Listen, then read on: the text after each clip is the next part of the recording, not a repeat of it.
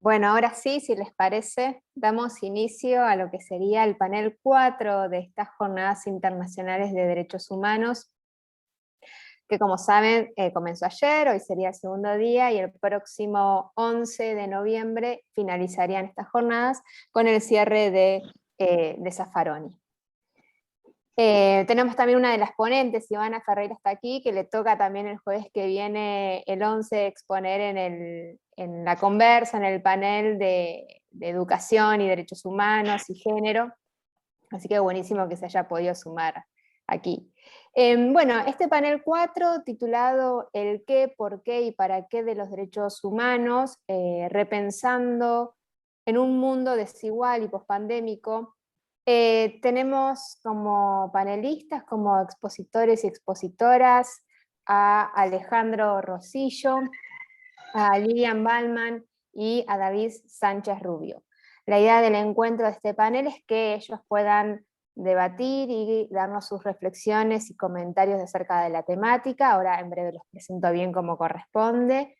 Y al final de sus palabras, luego de unos 25 minutos, abrimos un espacio de diálogo, de comentarios y preguntas que le tengan para hacer a Lilian, David y Alejandro. En el primer orden de dar la palabra, bueno, está Alejandro Rosillo Martínez, él es mexicano, es profesor investigador en la Universidad Autónoma de San Luis Potosí, fue coordinador de la maestría en Derechos Humanos de la UASG, es máster y doctor en Derechos Humanos por la Universidad Carlos III de Madrid y licenciado en Derecho por la Universidad Autónoma de San Luis Potosí. Miembro, además, integrante del Sistema Nacional de Investigación del Consejo Nacional de Ciencia y Tecnología de México, nivel 2, su línea de investigación está centrada en la teoría crítica de los derechos humanos, con fundamento en la filosofía de la liberación y el pensamiento descolonial, y en conexión con los derechos de los pueblos indígenas y la interculturalidad de los derechos humanos. Algunos de sus libros publicados son Derechos Humanos y Liberación, Introducción ao Pensamento Jurídico Crítico, desde a Filosofía de la Liberación, para comprender y usar los acuerdos de San Andrés, etc. No sé si me quedo, en realidad sigue el CV que tiene, por supuesto, Alejandro, así que para no quitarle más tiempo, prefiero que él finalice su lugar, digamos, su expertise, y empiece a tomar la palabra para comentarnos qué tiene para decirnos. En principio, él nos va a hablar acerca de la historizar los derechos humanos en el mundo pospandémico, y por supuesto va a ampliar un poquito más allí este tema que les acabo de nombrar. Alejandro, todo tuyo el tiempo. Bueno, pues muchas gracias a la universidad por la invitación a estas jornadas. Un gusto ver a muchas personas conocidas, tanto de Argentina, Brasil, bueno, en México también veo.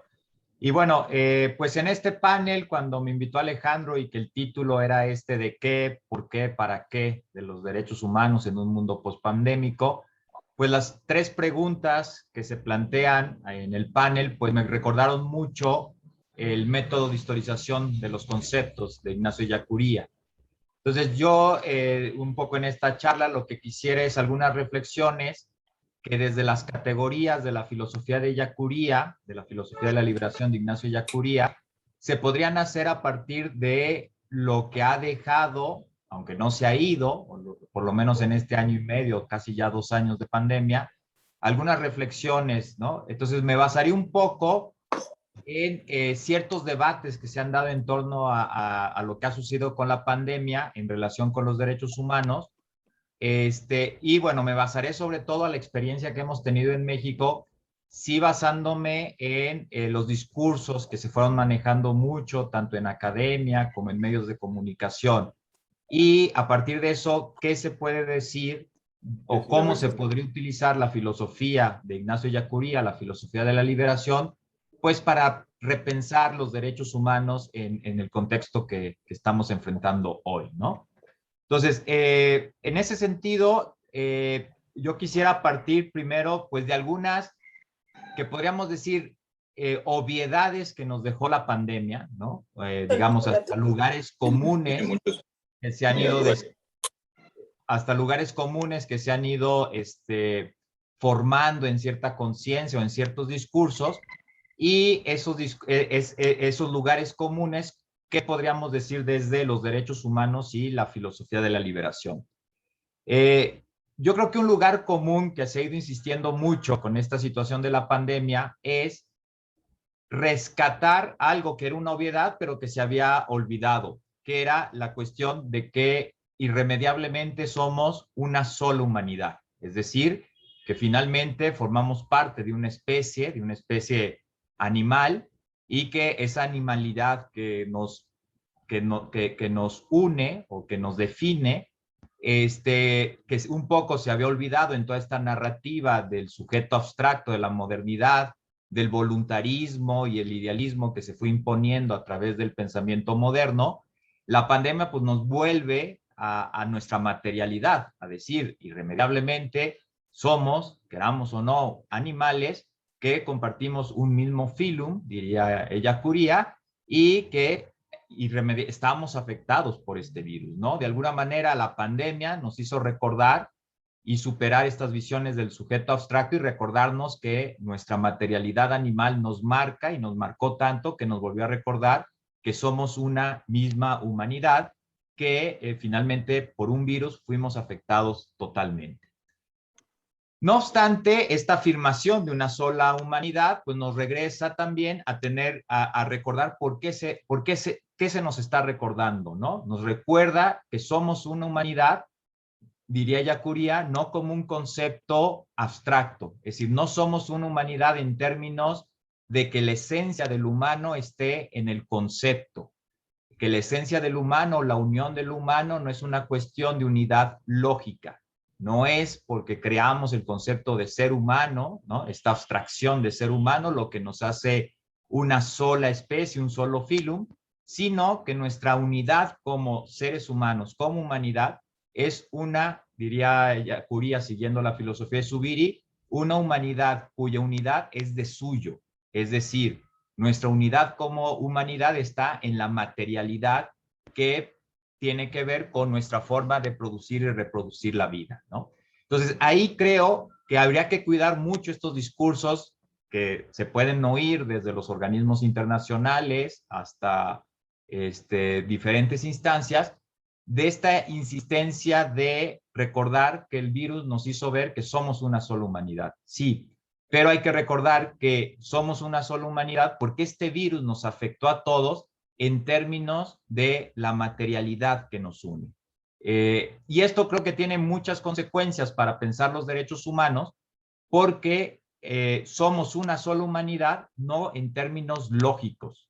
Y esto tiene mucho que ver con derechos humanos, porque se tiene que insistir que el sujeto de derechos humanos, aunque lo queramos definir en términos de una universalidad, no es una universalidad, insisto, en términos de lógica. No es el concepto donde se encuentra la esencia del humano, sino lo que nos hace una especie es una especie de términos de nuestra materialidad, y es en esa materialidad que nos permite producir y reproducir nuestra vida, o que nos ha impedido continuar con esa producción y reproducción de vida, lo que nos da una auténtica universalidad concreta o una universalidad material.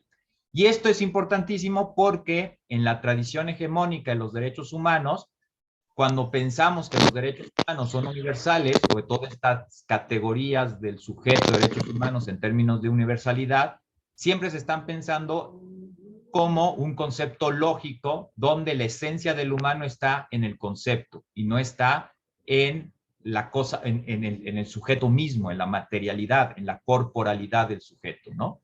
Entonces yo creo que el virus nos recuerda forzosamente que toda discurso de universalidad humana tiene que basarse en la materialidad de nuestra producción y reproducción de vida, o en eso que está impidiendo que esa materialidad se reproduzca. Y superar pues las visiones idealistas y logificantes de la esencia humana.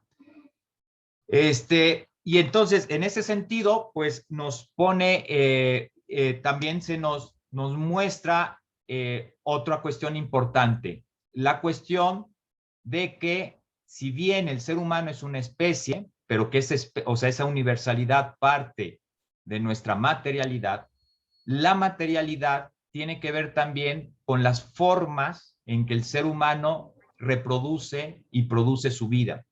Y esas formas en que el ser humano produce y reproduce sus vidas son universales en cuanto van encaminadas a satisfacer esas necesidades materiales, no así como sistema de capacidades y posibilidades, que son las mediaciones históricas que como seres humanos vamos desarrollando, ¿no? Entonces, esto tiene mucho que ver con también cuidar que la idea de lo que nos ha enseñado la pandemia, de que la humanidad somos uno y que estamos extremadamente interconectados, y que un virus que nace en China nos acabó afectando hasta la Patagonia, eso que tampoco signifique caer en el error de creer que la humanidad tiene que ser homogénea, ¿no? La humanidad tiene una universalidad que tiene que ver con su materialidad de producción y reproducción de la vida, pero los sistemas de posibilidades y capacidades que vamos desarrollando en diversas culturas, en diversos pueblos, como mediaciones para satisfacer esas necesidades materiales, son eso, mediaciones históricas que tienen que ver con la transmisión de posibilidades y capacidades que van marcando las formas en que el ser humano se ubica en la vida, ¿no? Cuando decimos, esto Ellacuría lo explica muy bien en su filosofía de la realidad histórica. La vida no solo se transmite de manera genética, sino que también la vida se transmite de manera histórica, porque el ser humano no aparece en la realidad, no aparece ante el mundo a partir de la nada, sino que el ser humano siempre aparece en el mundo en una forma de estar en la realidad. Y esta forma de estar en la realidad es ese sistema de posibilidades y capacidades que de una generación a otra pues se van heredando, ¿no? Y eso marca lo que hoy lo que también se puede llamar entender la pluralidad cultural o la pluralidad de mundos que marca esta humanidad, ¿no? Y que entonces, digamos, la pluralidad cultural o la pluralidad de ver el mundo o la diversidad de mundos, pues definitivamente no está en conflicto con entender que somos una universalidad en términos de especie humana, ¿no? Y esto lo insisto mucho porque con esto, yo creo que una de las maneras en que se ha ido abordando discursivamente la humanidad, perdón, una manera en que se ha ido abordando discursivamente a partir de la pandemia la idea de humanidad es una insistencia de homogenizar nuevamente o como un pretexto para volvernos a homogenizar como seres humanos, ¿no?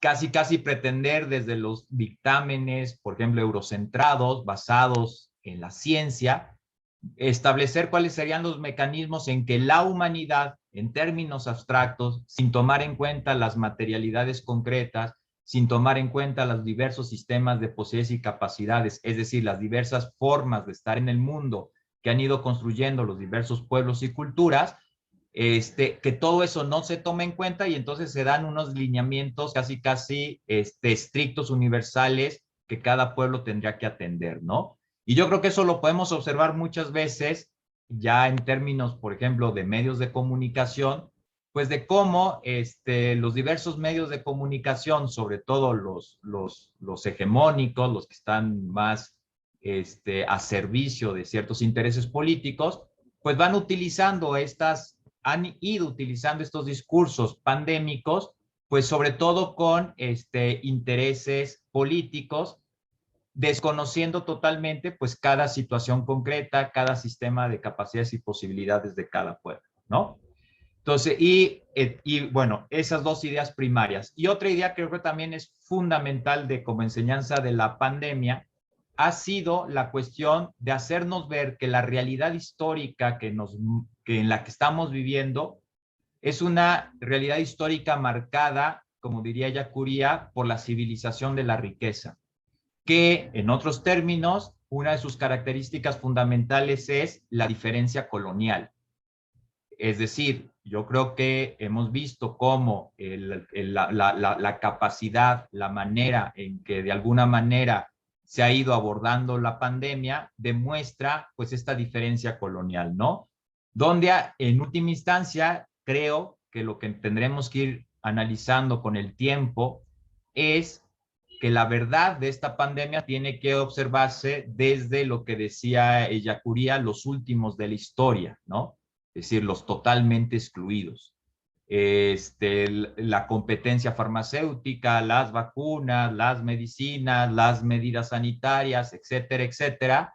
Creo que al final de cuentas tendremos que observar qué tanto se dejó desprotegidos y se continuó ensanchando pues las desigualdades en el mundo, sobre todo en un mundo marcado por la diferencia colonial, ¿no? Y creo que la pandemia nos mostró esa diferencia colonial con muchísima claridad, ¿no? Las estadísticas que importaban eran las estadísticas de los países desarrollados, los países que tuvieron primer acceso a las vacunas fueron los países desarrollados, las políticas de aprobación o no aprobación de las vacunas tienen mucho que ver con esta diferencia colonial. Nadie reconoce que un país que está en bloqueo comercial logró desarrollar su propia vacuna, etcétera, etcétera, ¿no? Es decir, finalmente también gran parte de este discurso científico ha estado marcado por la diferencia colonial. Bueno, eso primero como tres, creo que aspectos a discutir de que nos ha dejado la pandemia y que pongo ya algunos elementos de los conceptos de Ellacuría para analizarlos, ¿no? Ahora, en términos del porqué de los derechos humanos, pues de alguna manera ya lo adelanté.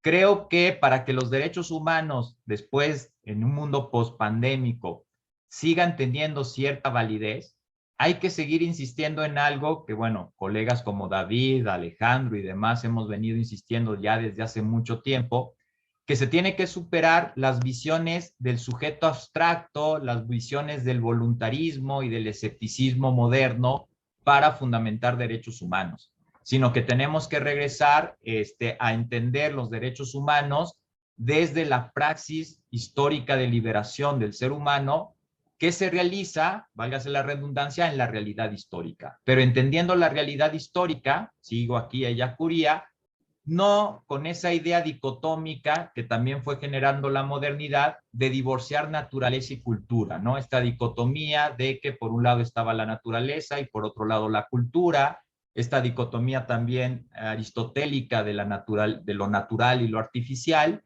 sino pues entendiendo la realidad histórica, sí, como el producto de la praxis histórica del ser humano, pero desde un sistema de posibilidades y capacidades que está determinado por la materialidad de la historia. Y parte de la materialidad de la historia, pues por supuesto que es eso que hemos venido llamando la naturaleza.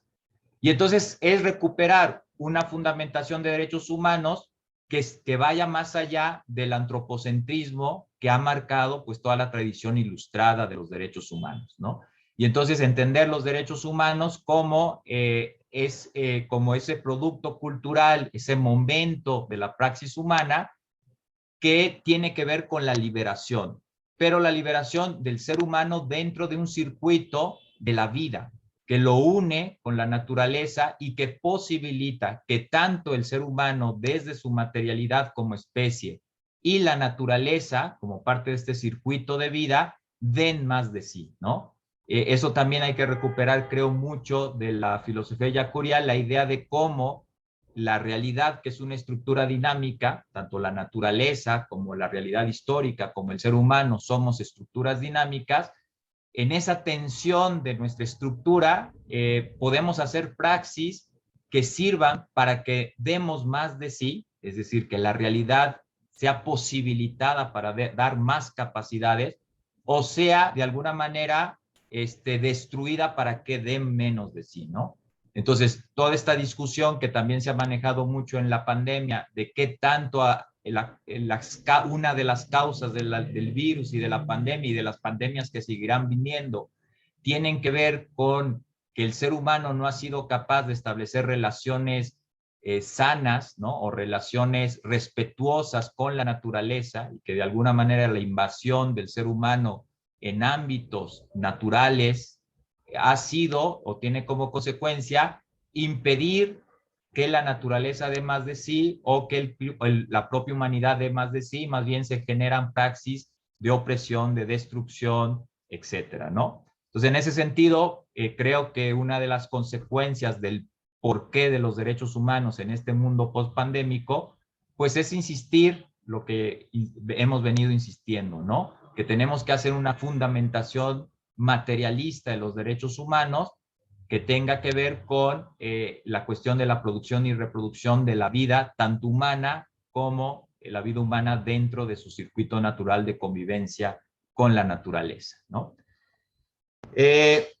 Y bueno, para ir cerrando, se va acabando mis 25 minutos, este fundamento de los derechos humanos, desde la producción y reproducción de la vida de los pueblos, creo que defenderíamos varias consecuencias que también creo que son enseñanzas de la pandemia o cosas que nos hizo ver la pandemia.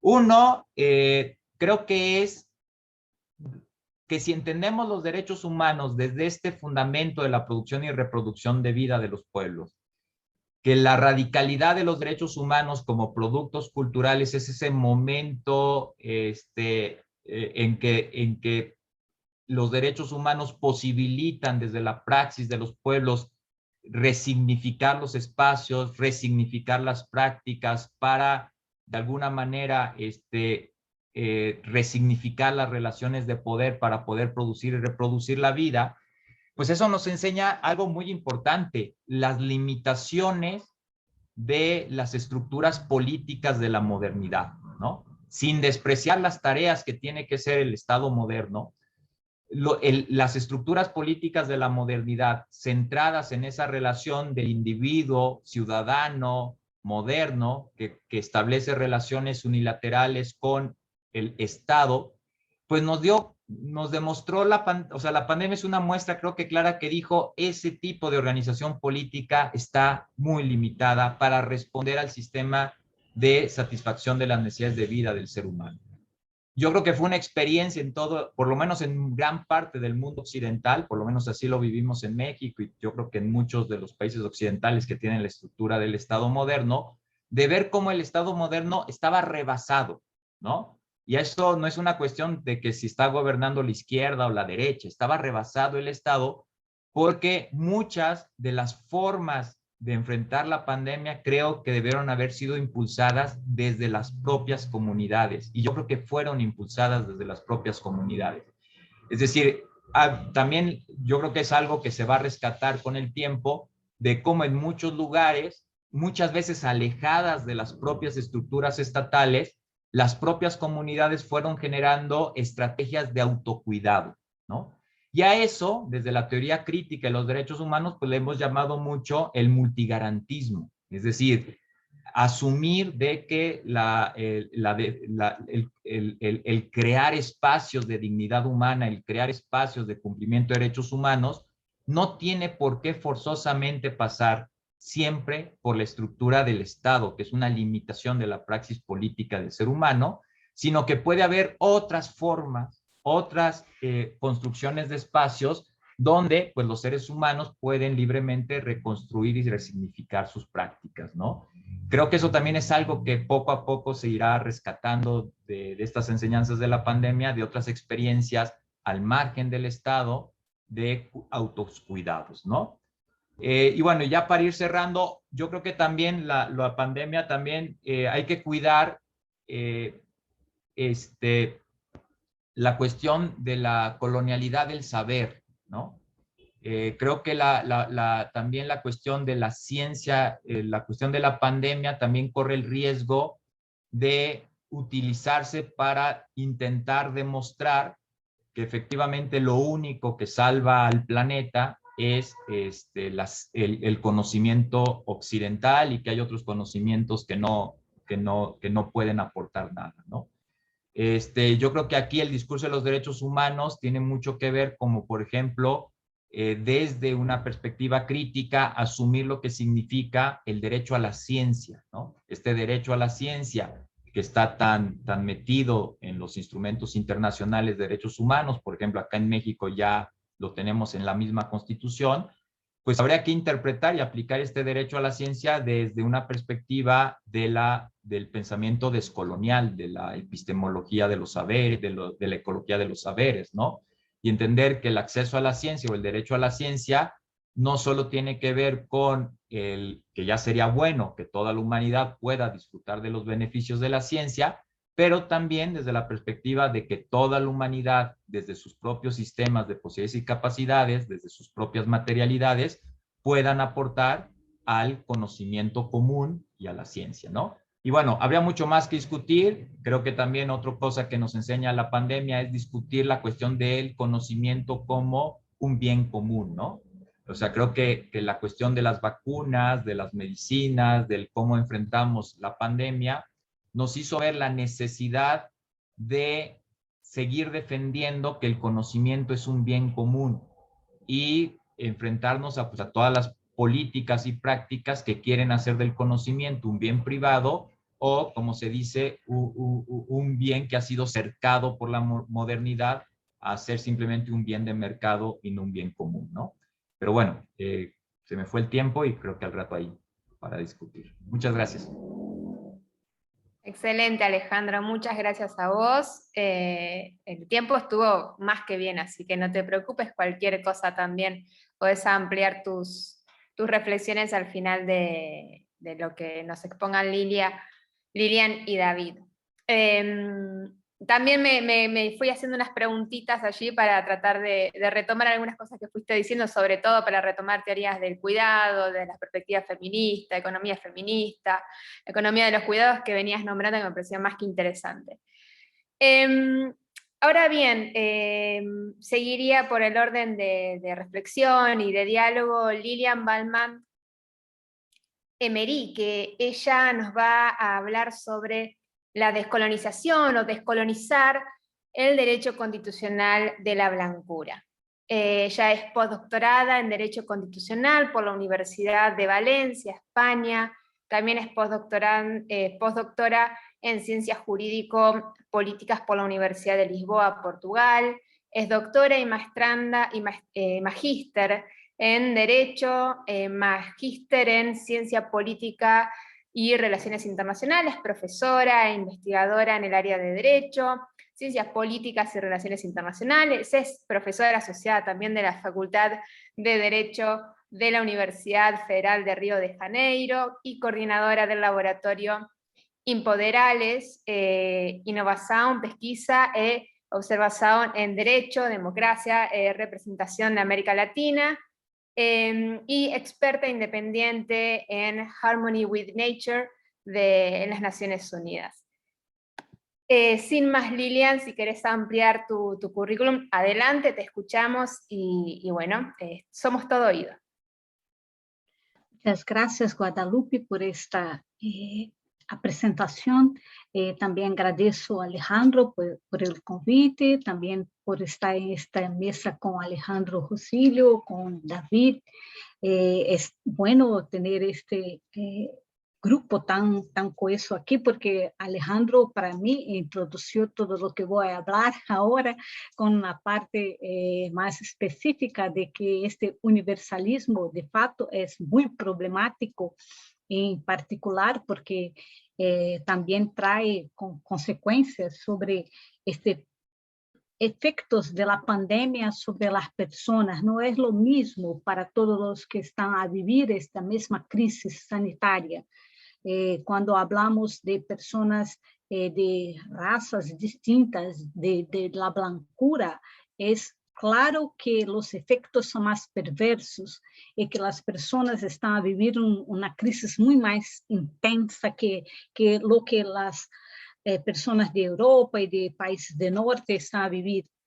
Em meu país, em particular, Brasil, está vivendo algo caótico, desumano e que representa o pior da gestão de uma crise sanitária no mundo. E creio que estamos prontos a falar de como os efeitos não são totalmente iguales. Por eso voy a hablar de esta parte más que trata de desigualdad en respecto a cuestiones de blancura. Bueno, descolonización del constitucionalismo de la blancura tiene como base los estudios de blancura hechos en Brasil y también en Estados Unidos, principalmente em Brasil, por Bento, Cardoso, Schuckmann, Sofik, Moreira e tantos outros estudiosos.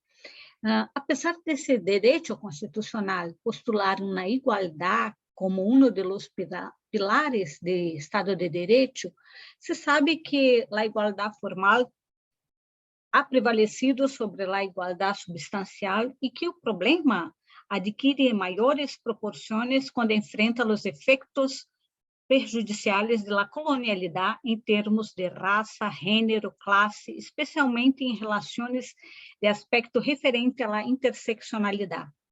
A cosmovisão branca produz uma mirada distorcionada da realidade e termina heredando-se inversões que podem contribuir para perpetuar opressões contra pessoas não blancas, em sua versão mais hostil ou em versão mais suave, criar simulacros democráticos pautados em alianças ilusórias entre pessoas, pero que realmente não sumam esforços na luta e combate às discriminações interseccionais, raciais ou não, que atravessam as lutas das pessoas.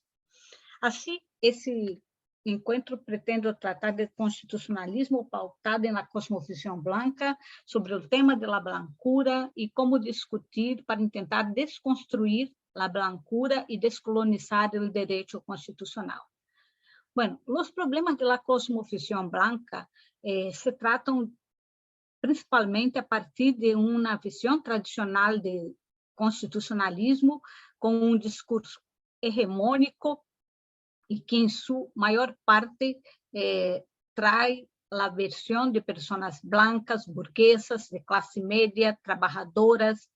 E este paradigma humano assumiu contornos universais, como falava Alejandro, e unitários. Sim, a percepção de experiências vividas por as pessoas não poderiam ser abreviadas em uma única identidade.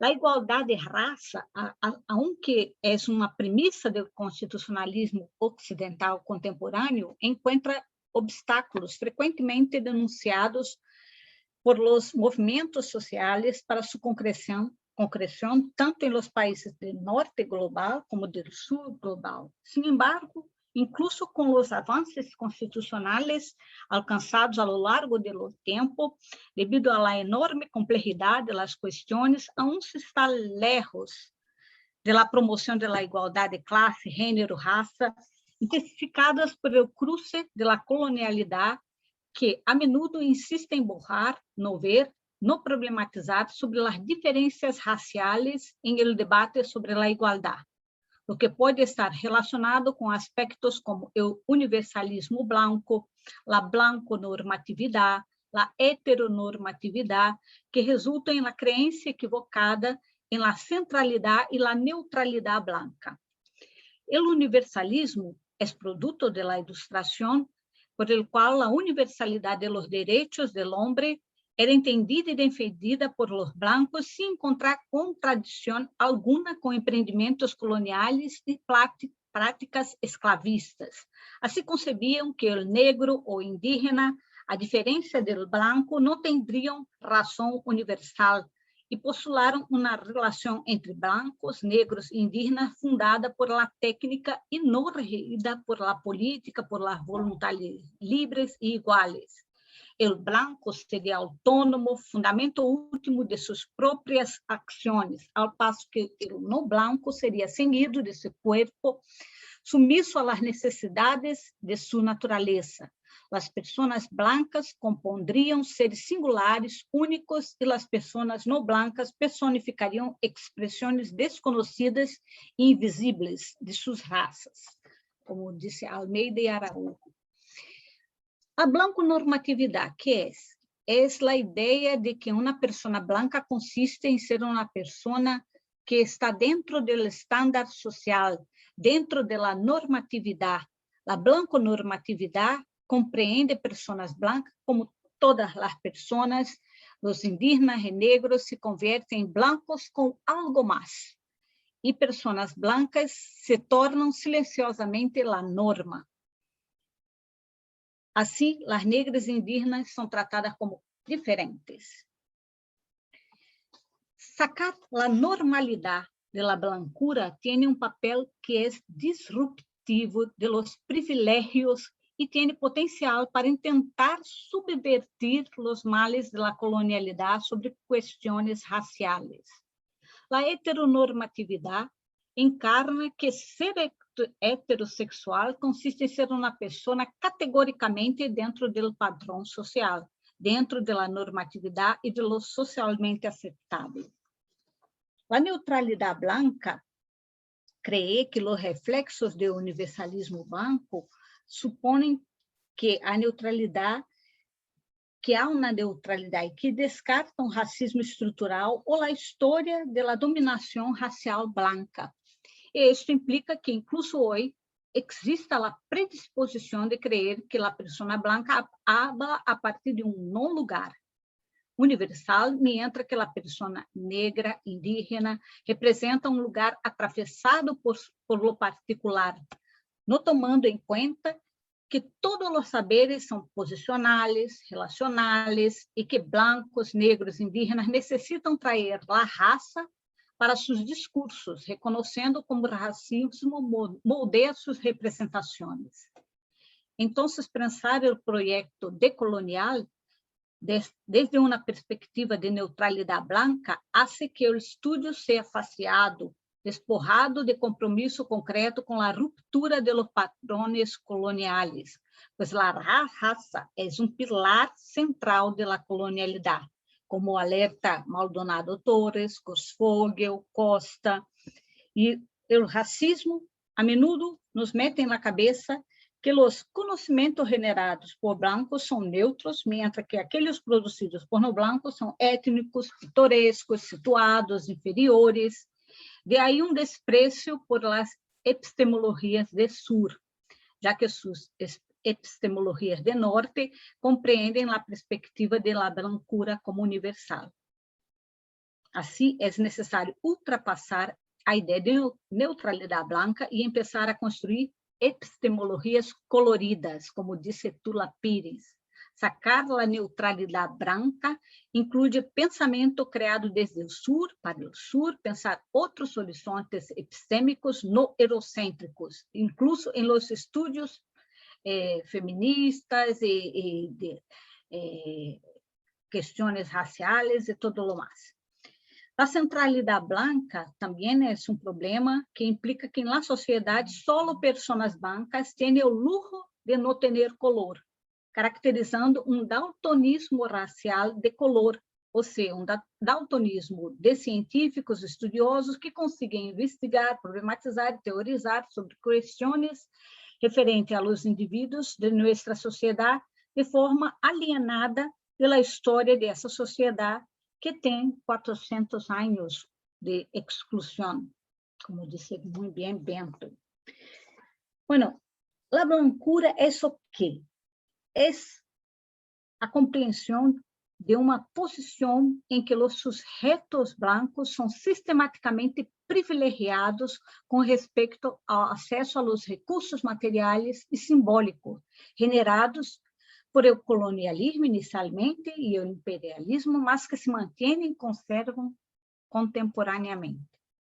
A blancura é a pertenência étnico-racial atribuída a los blancos, que lhes confere um lugar mais distinto na hierarquia racial e a capacidade de classificar e nombrar los otros como no blancos e inferiores.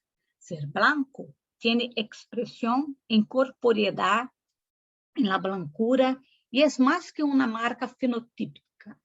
Es principalmente ser proprietario de privilegios raciales, simbólicos, materiales, como dice Miller y Cardoso. Portanto, a blancura é um fenômeno fluido, complejo, com articulações contextuais, é uma construção cultural e histórica que otorga privilégio e vantagens estruturais, poder e ideologia às pessoas blancas. O poder de la blancura é estrutural e estruturante, assim como o poder segregador do racismo. O racismo é muito mais que perjuízo personal. É sobre estar na posição de afetar negativamente as oportunidades de vida de outras pessoas não blancas. Racismo é mais sobre estratégia de sobrevivência do poder sistêmico que sobre valores morais. Não se trata só do perjuízo personal, mas sobretudo de los efeitos coletivos de este processo. Os estudos de la blancura ajudam a llenar as lagunas deixadas por los estudos de las relações raciais, cooperando em la naturalização de la ideia de que quem tem raça são só lo negro, lo indígena, los não blancos. La blancura sigue estándares de una persona universal blanca, heterossexual, cristiana, joven, no discapacitada, urbana, no periférica. Pacta com um conjunto de valores e crenças blanco-centradas. Además, crê em la neutralidade de raça, ou eu não vejo raça, como se pensar e falar sobre raça fuera algo que alimentara o racismo e nega que as pessoas não blancas tenham palavras para articular sua própria existência, impide que eles definam pautas, demanda que eles se associem silenciosamente às estruturas institucionais racistas sem protestar. Um listado que não pretende ser exaustivo de alguns rasgos da blancura, em termos constitucionais e sociais. A interrupção da habla negra indígena, a apropriação da habla negra indígena, a recorrência em nombrar o outro como sendo indicador de que é negro indígena e que branco não é assim. O mal-estar em ser marcado como uma pessoa branca, o oferecimento de explicações, pero de não compreensão. A incomodidade com a ascendência social de pessoas negras e indígenas, o llamamento a los critérios de descendência quando a marca racial é fenotípica, a crença de que o dinheiro protege as pessoas de la discriminação e torna todo um problema de classe, a demonstração de la filiação antiga a los movimentos históricos para deslegitimar as vivências de cotidiano, que são as alianças imaginárias. As pessoas blancas tendem a considerar que as quejas de las no blancas como irritantes, hechas por quem não sabe entrar em circuitos de poder. As pessoas blancas se resistem a aceitar o liderazgo negro ou indígena, permanecer em la sombra quando participam em grupos raciais mistos. As pessoas blancas se resistem a entender que não possuem principal poder de reflexão e mobilização política em los temas raciais. Assim, a herança silenciada de la blancura grita em la subjetividade contemporânea de las pessoas blancas beneficiárias simbólicas e concretas dessa realidade. O constitucionalismo blanco é aquele que, ante a realidade do racismo, não se afecta até o ponto de realizar cambios e assumir interesses não sempre confessáveis. Bueno, afectações da blancura na percepção do sistema jurídico. A hermenêutica jurídica da blancura consiste em toda hermenêutica jurídica que bloqueia os avanços contra o racismo, a discriminação racial e a descolonização do ser. A hermenêutica jurídica da blancura é um fenômeno por lo qual, em qualquer possibilidade de interpretação, Quando la matéria se refere a questões raciais, a interpretação, em la enormidade das vezes, perjudicará o avanço do combate ao racismo. Então, a hermenêutica jurídica de la blancura é a base ideológica, consciente ou inconsciente, direta ou indireta, que afeta a los operadores legais e que influye suas atividades. A analisar e ou produzir algum regulamento ou posicionamento jurídico não raramente materializarão uma das formas de racismo institucional ou estrutural. Se existe a impossibilidade de interpretação, essa interpretação será contrária aos interesses de luta contra o racismo. Bueno, a hermenêutica jurídica do subalterno, o que representa? Representa que as pessoas estarão diante de uma realidade mais complexa.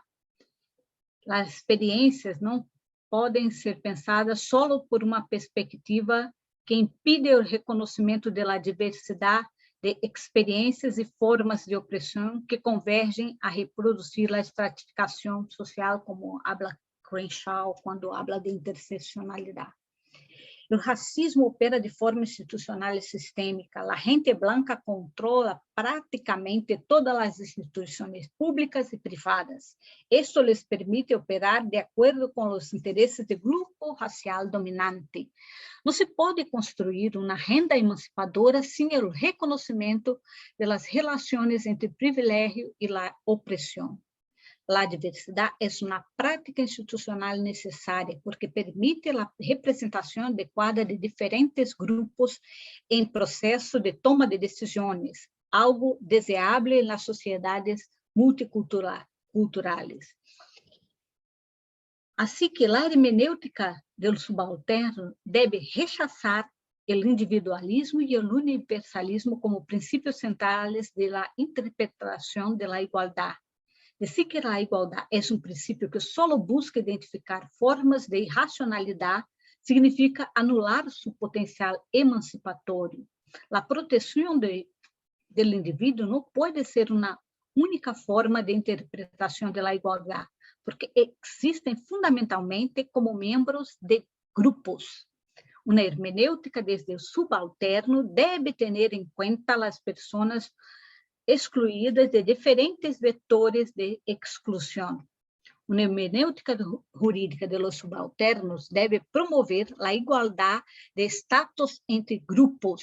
As pessoas são discriminadas porque pertencem a certas comunidades, pertenência que indica uma forma de identidade que determina a vida das pessoas. Assim, a igualdade deve ser dirigida para a proteção dos grupos sociais, única maneira de promover a transformação. Para descolonizar e desconstruir a blancura, é necessário o reconhecimento de uma subjetividade múltiple, não unitária, o reconhecimento de que as diferenças são sempre relacionais em lugar de inerentes, e o reconhecimento de que integralidade e comunalidade são actos de vontade e criatividade, não de descobrimento passivo, para ser compatível com esta concepção do eu, mais complexa e mais completa. Cabe às pessoas brancas uma renovada reflexão sobre seu lugar na sociedade para uma ação também das pessoas brancas contra o racismo. A tarefa de reflexão e ação é a de diálogos contra o racismo entre brancos, negros e indígenas. Hemos estado por muito tempo fascinados por a voz de nosotros, el pueblo, we the people, en las proposições do constitucionalismo democrático, pero para ser emancipador, o constitucionalismo democrático necessita superar a performatividade em termos de linguagem. Temos que subverti-lo com narrativas e histórias, relatos de lo particular, lo diferente e hasta entonces borrados. Epistemologias coloridas para o constitucionalismo democrático. É necessário uma descolonização da blancura em el constitucionalismo. As pessoas brancas são o elemento essencial em problema das relações raciais, e o constitucionalismo precisa colorear para pessoas brancas enfrentar suas brancuras, investigar onde atuam como norma, quais são as consequências subjetivas e materiais destas ações no mundo, buscando assumir responsabilidade política por restar novos mundos e reconhecer novos mundos. Para desconstruir estruturas racistas e injustas, é necessário mirar raça, para perceber quem se beneficia de sua própria raça e quem é atribuído poder e privilégio por sua raça, sejam privilégios merecidos ou não. Assim, combater questões raciais, de gênero, de classe e mirar a raça é essencial para cambiar o sistema. O maior problema do privilégio é sua invisibilidade social.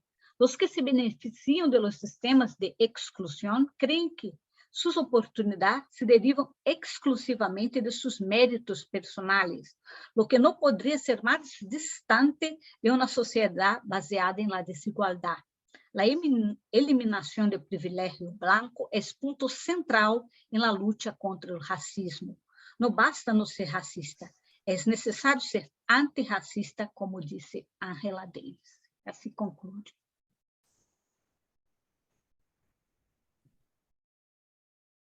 Excelente, Lilian. Muchísimas gracias. Obrigada. Bueno, si les parece, avanzamos con el orden, con la última persona que va a reflexionar sobre este panel. Él es David Sánchez Rubio y nos va a comentar acerca de los derechos humanos, lucha, goce y disfrute desde lo instituyente. Es profesor titular y director del Departamento de Filosofía del Derecho de la Facultad de Derecho de la Universidad de Sevilla. Ha sido coordinador y director en diversos cursos de maestría y doctorado en la Universidad Pablo Olavide de Sevilla y la Universidad Internacional de Andalucía. Ha sido y es también director e integrante investigador de varios proyectos de excelencia y de investigación y desarrollo, profesor invitado en diversas universidades de España, Bélgica, Portugal, México, Ecuador, Colombia, Costa Rica, Argentina y Brasil. Autor además de más de 90 artículos y de diversos libros sobre teoría crítica de los derechos humanos, democracia, educación en ciudadanía, migración, trata de personas y pensamiento de liberación latinoamericano. Entre ellos podemos destacar Repensar Derechos Humanos del año 2007, Encantos y Desencantos de los Derechos Humanos del año 2011, Pensamiento Crítico y Praxis de la Liberación del año 2018, coordinador también el autor y coordinador del libro Poderes Constituyentes, Alteridad y Pueblos Indígenas del año 2020. Sin más, David, todo tuyo el tiempo. Muchísimas gracias, Guadalupe. Un gustazo estar aquí con vosotros. Mi querido Alejandro Medici, muchísimas gracias. También a la Universidad de La Pampa, que tuve el gusto de conocer ya hace unos años. Ya creo que visité 2 o 3 veces y tengo unos recuerdos maravillosos. Saludar a mi querido Carlos Pescader, también mi querido Alejandro Rosillo. Y es un gusto compartir esta mesa con Lilian Balmant, también conocida de épocas anteriores. Muchas gracias a todos por el masoquismo de estar aguantando hasta que me ha llegado a mí. Y creo que hay que felicitar un evento como este porque en el mundo actual, tan polarizado, tan machista, racista, colonial, con ese incremento de la extrema derecha, donde hay un pensamiento cínico, también una manera de ver los derechos humanos tecnocrático y de una perspectiva posmoderna que incrementa la desigualdad y que no quiere enfrentar uno de los problemas fundamentales de los derechos humanos, que es la separación entre la teoría y la práctica, ¿no? sobre todo para beneficio de la humanidad, la mayoría de la humanidad y junto con la naturaleza.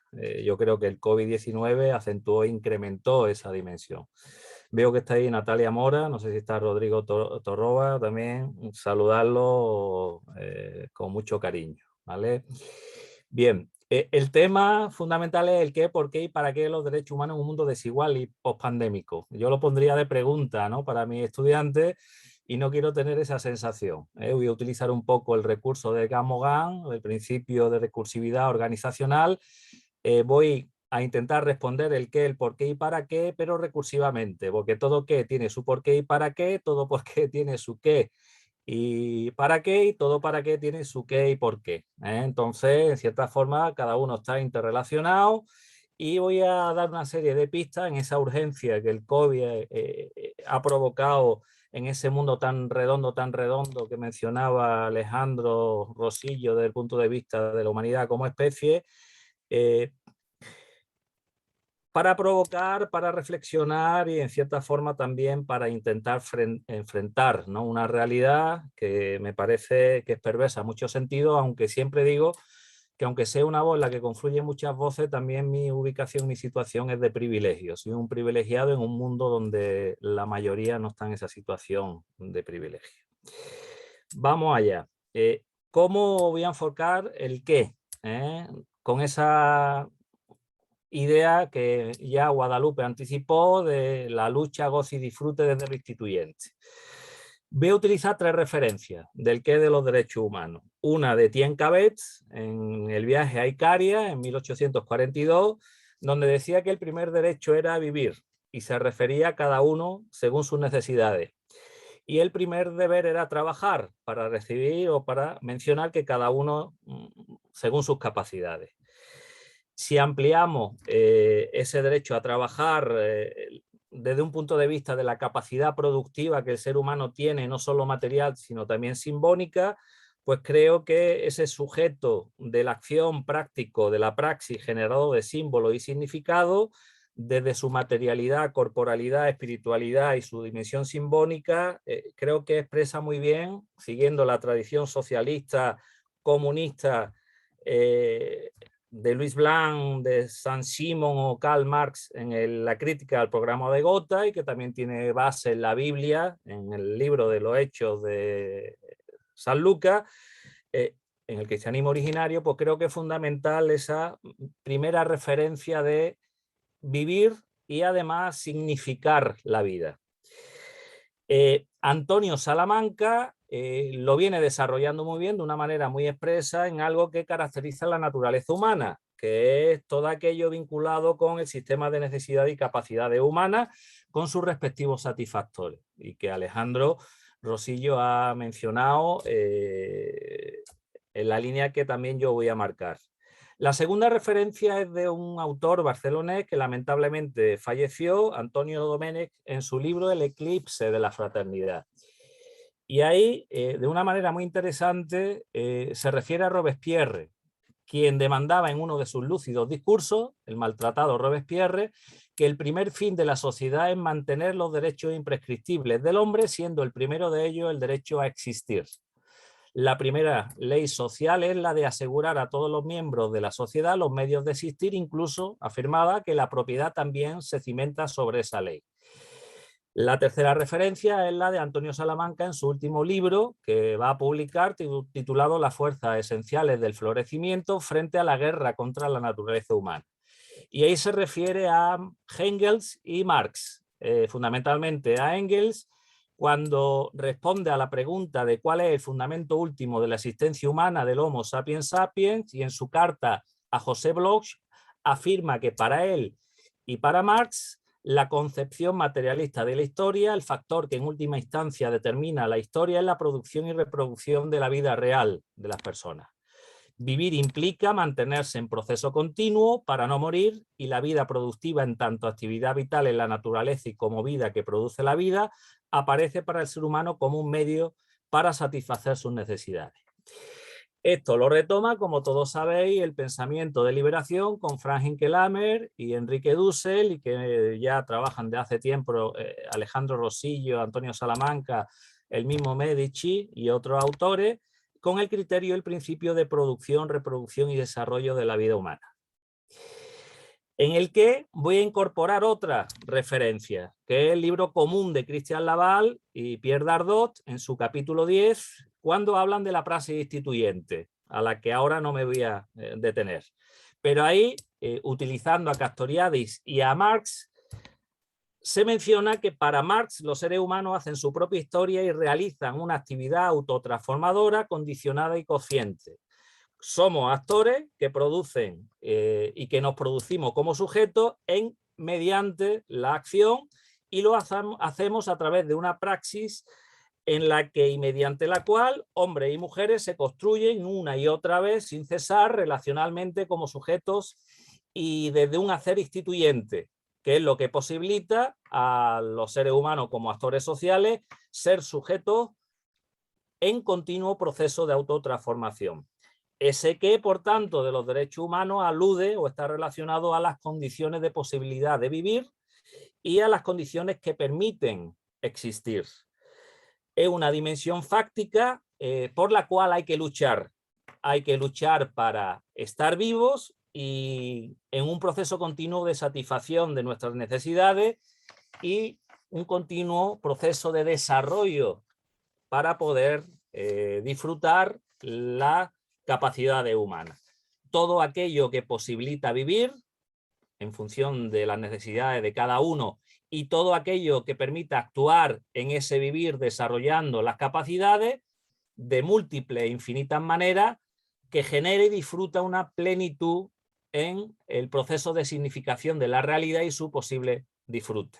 Existir, vivir, trabajar, producir material y simbólicamente, la acción, la praxis humana, significar, producir mundos y hacer realidades, yo creo que tiene mucho que ver con ese qué de los derechos humanos. Y un contexto actual de pandemia, pospandemia, pues con más razón. ¿El por qué? Bueno, pues el porqué de los derechos humanos hace referencia a todo aquello que impide, en cierta forma, vivir y provoca la muerte, y que impide, en cierta forma, morir o no crear condiciones de muerte. Todo aquello que dificulta la satisfacción de las necesidades humanas, individuales y colectivas de la gente y desarrollar las capacidades individuales y colectivas de la gente, en cierta forma genera situaciones de injusticia. Las relaciones de poder y sus excesos suelen ser la fuente. Por eso hay que ir contra todo proceso de ideologización donde el interés de uno o unos pocos, una minoría o una oligarquía se impone frente al interés de muchos o de todos. Y ahí entra la dimensión de las víctimas, como ya aludió Alejandro. Es decir, desde quienes hay que denunciar las causas que provocan situaciones de muerte. Esa cultura sacrificial que da siempre buenas razones para matar y en cierta forma alude a las víctimas, al bloque social de los oprimidos, que como reacción dan pistas de lectura para poder enfrentar todo aquello que provoca muerte y en cierta forma como contrapartida genera vida. ¿El para qué? Pues el para qué en cierta forma es para hacer la vida más vivible, para que la vida sea digna en su calidad, una vida digna de ser vivida, una justicia para todos, donde todos hacemos humanidad y construimos un mundo no para unos pocos, sino un mundo en el que quepamos todos de una forma plural y diferenciada. No solo es importante luchar, es fundamental luchar, pero se lucha para poder gozar y disfrutar. Y ahí entra dos criterios que ya en su tiempo tanto Elio Gallardo y Joaquín Herrera mencionaron como criterio de agencia y riqueza humana. Uno que procede de la tradición liberal burguesa y otro del marxismo. Que todo ser humano tenga capacidad de dotar de carácter a sus producciones en contextos que no controla en totalidad, pero en contextos que le genera uso y disfrute de vida. Es el aforismo de Frank Hinkelamer de que todo ser humano junto con la naturaleza, eso lo incorporo yo, tienen que ser los seres supremos para el ser humano, con calidad y con potencialidad. Las posibilidades de hacer, practicar, crear medios y producciones que satisfagan necesidades humanas y permitan el desarrollo de las posibilidades y capacidades para toda la humanidad es el referente que tiene que explicar el para qué de los derechos humanos.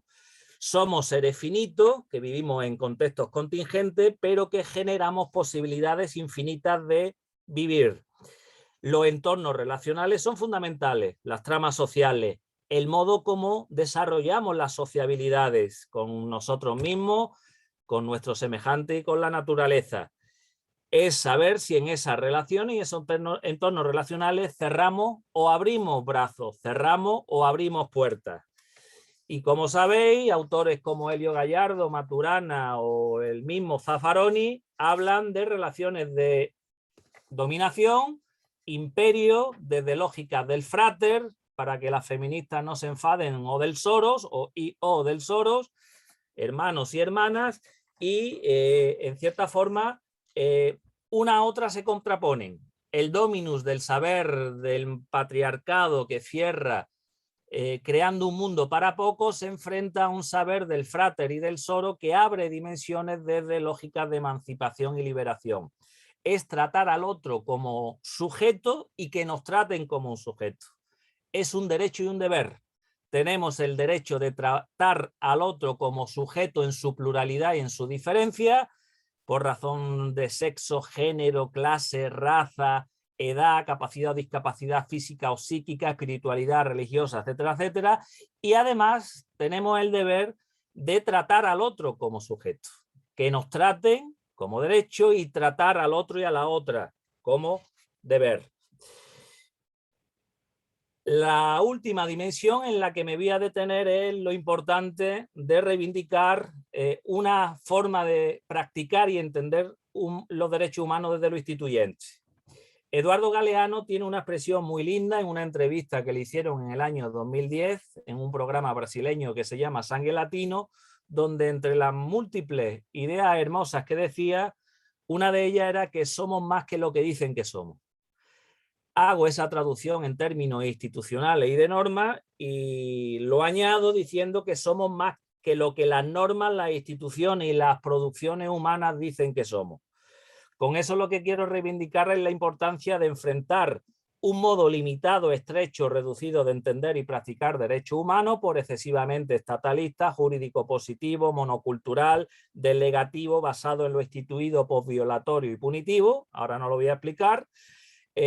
Abordando una perspectiva multigarantista, intercultural, multidimensional, relacional y compleja, donde las luchas instituyentes y constituyentes tienen que ser el eje fundamental. Primero voy a hablar de la praxis instituyente y después de la praxis de liberación, porque creo que son dos cosas distintas. La praxis instituyente es más genérico y la praxis de liberación es una especificidad de la praxis instituyente que entiendo de un modo más general. La praxis instituyente consistiría en el conjunto de acciones, relaciones e interrelaciones concretas que nos permiten ser sujetos individuales y colectivos, productores de realidad con autonomía, autoestima y corresponsabilidad en cada momento de nuestra existencia. Se refiere a todo aquello que nos hace ser lo que somos, las tramas sociales, los medios, las acciones, las actuaciones, las prácticas diarias y continuas que nos permiten relacionalmente ser sujetos creadores de realidad. A un nivel más antropológico podría hablarse de una cualidad sociohistórica instituyente y creadora que tenemos los seres humanos para transformarnos a nosotros mismos y a los entornos que desarrollamos. Joaquín Herrera Flores alude a la capacidad humana genérica y sociomaterial de reaccionar culturalmente frente al mundo, de reaccionar frente a sus entornos relacionales en un permanente, continuo e inacabado proceso de creatividad y significación con sus consecuencias tanto positivas como negativas. El criterio de riqueza humana. En términos de dignidad humana, sería el despliegue por parte de todos y de todas, y de manera práctica, de la potencialidad humana para construir los medios y las condiciones necesarias que posibilitan la capacidad humana de generar y genérica de hacer y deshacer mundos. Es vivir creando vida desde mundos plurales y diferenciados. Todas las formas de vida y todas las culturas reaccionan frente a sus entornos de relaciones mediante acciones, prácticas y comportamientos. esta capacidad genérica de reaccionar y actuar culturalmente sobre el mundo y no bloquear a ninguna cultura en ese sentido, se desarrolla por la praxis instituyente que se manifiesta constantemente en todas las esferas sociales y en todas las instituciones estatales y no estatales, además de en toda expresión cultural.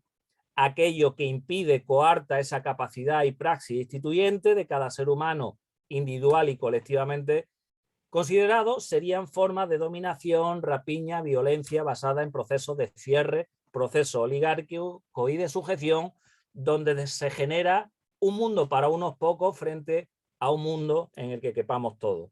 La praxis instituyente de emancipación o de liberación nos caracteriza como seres humanos en nuestra constante lucha contra todo proceso ideológico que a lo largo de la historia y de mil maneras ha bloqueado nuestra capacidad genérica de hacer y deshacer mundos. La praxis de liberación, entendida en términos interculturales, sería aquella praxis instituyente concreta y específica que se produce y genera en aquellos contextos y situaciones donde se somete por un sistema de relaciones a determinados seres humanos, tratándolos como objetos, discriminándolos, marginándolos, inferiorizándolo, violentándolo, excluyéndolo. Es decir, serían el conjunto de acciones, actuaciones, luchas, movilizaciones y relaciones que enfrentan e intentan revertir sujeciones y estructuras de poder que dominan y que explotan. En cierta medida, como dice Elio Gallardo, la verdad de la gente y el estado general de las sociedades están sujetos a un completo y complejo sistema de dominación que ha sido internalizado como propio y como tal, y en cierta forma provoca irritaciones, resistencia y procesos revolucionarios. Elio Gallardo viene a decir algo que creo que es evidente y que tanto Lilian como Alejandro han visibilizado. La modernidad, la burguesía y el capitalismo genera discursos supuestamente emancipadores, pero que nunca tiene pretensión de materialmente sean disfrutados por todos. Tiene una lógica excluyente intraculturalmente que acentúa extraculturalmente. Los sistemas de dominación expresan mediante prácticas institucionalizadas discriminaciones sobre sectores sociales e individuos que proporcionan identificaciones, formas de identidad naturalizadas que producen sistemas de discriminación. Generan pueblos sujetados y no pueblos sujetos. En cierta forma, la asimetría estructurada en estas sociedades se constituye mediante prácticas de poder que institucionalizan una relación social de sujeción, dominación, con el par superior-inferior, donde uno controla al otro y lo domina, discriminándolo desde el punto de vista sexual, de género, raza, clase, sociomaterialmente, edad y otras cosas más.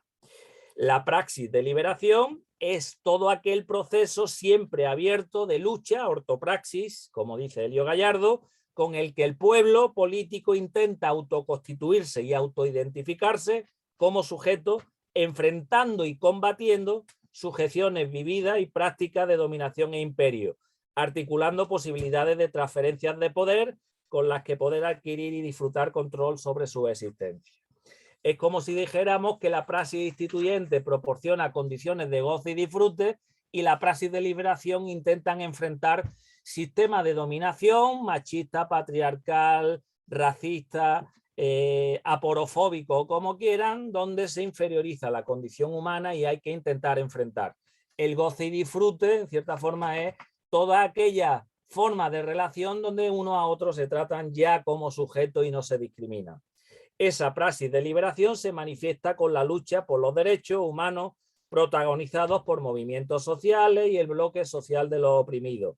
El objetivo de la praxis de liberación es generar más amplios y más plenos contextos de elecciones u opciones de autonomía, pudiendo producir un mundo y apropiárselo personal y colectivamente.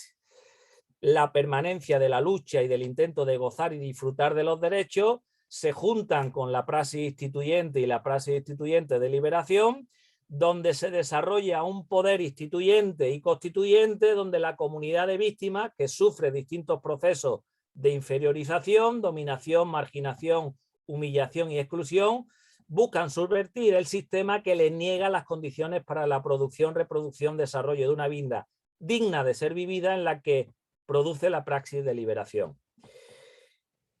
Rosillo, en sus mismas palabras, dice: el sujeto por antonomasia de la praxis de liberación es la víctima que, adquiriendo conciencia de su situación y en diálogo con otras víctimas, emprende acciones para dejar atrás, para superar la situación que le niega las posibilidades de producir y reproducir sus vidas. ¿Qué serían los derechos humanos en todo lo que estoy diciendo? Pues serían o tendrían algún vínculo con el conjunto de prácticas, acciones, actuaciones sociopolíticas, simbólicas, culturales e institucionales, tanto jurídicas como no jurídicas, que permiten al ser humano realizarse y permiten reaccionar contra excesos de cualquier tipo de poder que le impide autoconstituirse como sujetos plurales y diferenciados. La lucha política es importantísima, pero también, como dije al principio, su goce y su disfrute. Ahí entra la implementación de una práctica multigarantista intercultural de derechos humanos, donde la base intercultural como bagaje de liberación y como bagaje instituyente emancipador es fundamental articularse desde sociabilidades donde de manera fraternal, desde los reconocimientos mutuos, desde la sororidad, desde el frater, desde lo común en sus distintas expresiones, es el eje que tiene que inspirar a las instituciones públicas del Estado y a las entidades del mundo privado. Finalmente, el qué, el por qué y el para qué de los derechos humanos tiene que enfrentar cualquier expresión de fobia y de odio hacia el otro.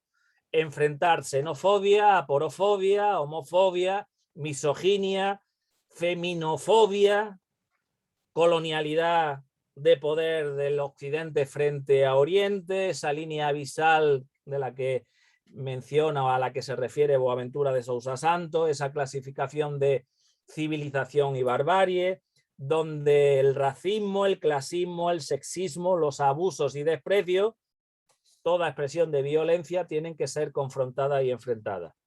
Además, hay que incorporarle el imperativo categórico de denuncia contra cualquier proceso donde se victimiza al otro y a la otra. Es decir, cualquier proceso normativo, económico, político, ético, moral, científico, por medio del cual al ser humano se le humilla, se le excluye, se le margina, se le domina.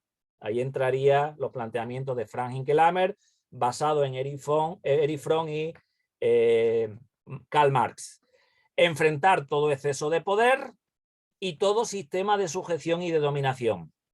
Ahí entra, en el contexto latinoamericano, denunciar la criminalidad del poder del Estado junto con el mercado, las instituciones públicas y privadas que provocan impunidad y que atacan a los movimientos sociales y asesinan a los defensores de derechos humanos y a los periodistas. Denunciar el uso ideologizado del derecho con el lawfare, y que Medici, Alejandro, pues conoce perfectamente. Enfrentar la destrucción de la biodiversidad, gestionar la migración desde lógicas de frater, en donde se abran los brazos y donde el tratar al otro y a la otra como sujeto sea fundamental. Enfrentar y confrontar el tráfico de personas, el tráfico de armas, el narcotráfico, el totalitarismo provocado tanto por el Estado y el mercado, enfrentar el capitalismo de la vigilancia, las lógicas transhumanistas que de manera cínica son partidarias de que la especie humana desaparezca para que surja una nueva desde un criterio excluyente, oligárquico y evidentemente cínico, que elimina al otro sin ninguna vergüenza. Denunciar las perversidades de la economía financiera, la economía de casino, la mercantilización de todas las parcelas de la vida humana y no humana, y otras cosas más. Finalmente, es fundamental enfrentar y construir un mundo antiidolátrico y antifetichista, confrontando cualquier proceso de idolatrización y fetichización de cualquier producción y mediación humana. Es la filosofía del sábado para el ser humano, no el sábado para, en este caso, no el sábado que mata, y que si sustituimos el sábado por el mercado, el trabajo, un teléfono móvil, los computadores, las nuevas tecnologías, siempre tienen que estar en función de nosotros, en armonía con la naturaleza y no nosotros en función de ellos. Todo aquello que impide al ser humano junto con la naturaleza ser los seres supremos para los seres humanos, tiene que ser un objetivo fundamental de denuncia, confrontación, transformación, antagonismo, insurgencia, desde una práctica instituyente que evidentemente ahora no voy a comentar. Muchísimas gracias. Excelente, David, muchísimas gracias. Creo que, bueno, allí estaba Alejandro, que quizás dé su aporte en esta línea de lo que venías comentando, igual que las primeras palabras y reflexiones.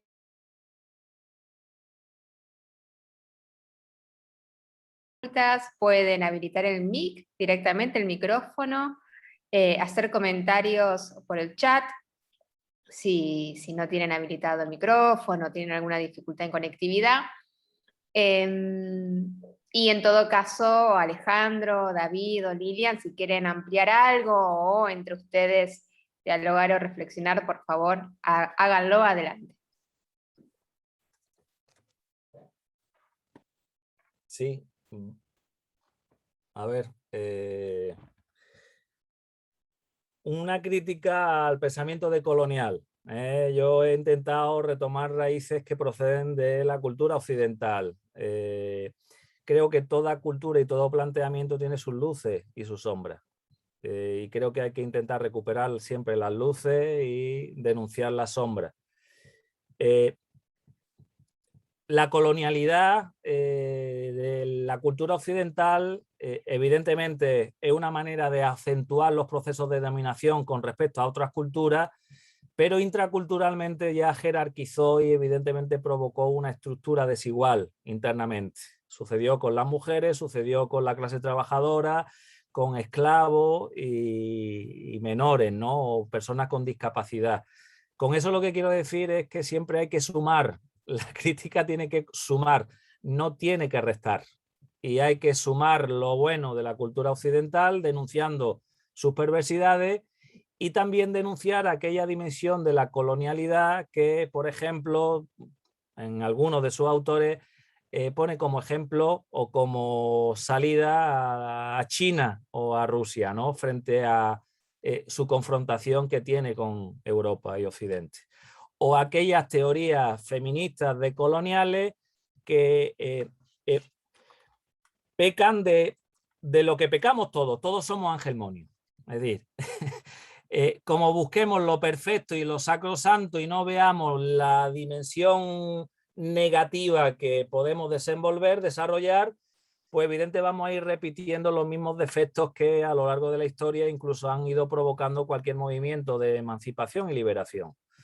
En el sentido de, y no lo digo yo, Frank Hinkelamer habla de los termidores, lo complemento con la microfísica de Foucault, que proyecto microfísica de la discriminación o la microfísica de la dominación, por medio de la cual incluso en movimientos de liberación se reproducen sistemas de dominación. Por eso es el principio de imposibilidad del que habla Enrique Dussel y Frank Hinkelamer, como una manera de siempre sumar y no restar o no confrontar.